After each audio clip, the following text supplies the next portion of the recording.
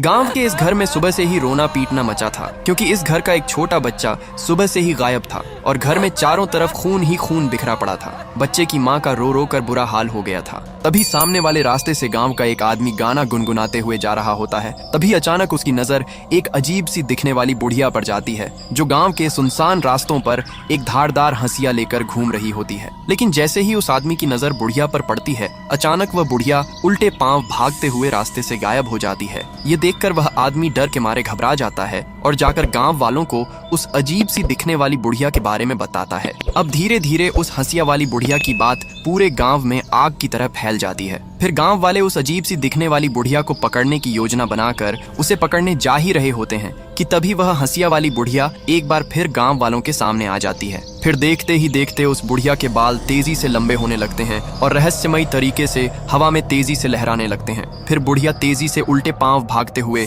एक बार फिर से गायब हो जाती है। लेकिन सभी गांव वाले एकजुट होकर इस बुढ़िया को ही बच्चे के गायब होने का जिम्मेदार मानकर बुढ़िया को गांव में खोजने के लिए दौड़ पड़ते हैं। लेकिन शातिर बुढ़िया गांव के पीछे वाले सुनसान रास्ते से लोगों की नजरों से बचते हुए एक भारी सूटकेस लेकर भाग जाती है और सूटकेस को झाड़ियों के पीछे बने एक पुराने कुएं में फेंक देती है। तभी गांव वाले बुढ़िया को खोजते हुए उसी पुराने कुएं के पास आ जाते हैं, लेकिन बुढ़िया कुएं में छलांग लगा देती है। तभी कुएं में से एक आवाज आती है, मैंने एक बाबा के कहने पर अपने पोते की सलामती के लिए तेरे बच्चे की बलि चढ़ा दी है। ये सुनकर सभी गांव वाले सन्न रह जाते हैं। लेकिन बेचारी माँ अपने बच्चे के लिए जोर जोर से रोने लगती है, लेकिन फिर भी आपने बेचारे बच्चे के लिए लाइक और सब्सक्राइब नहीं किया।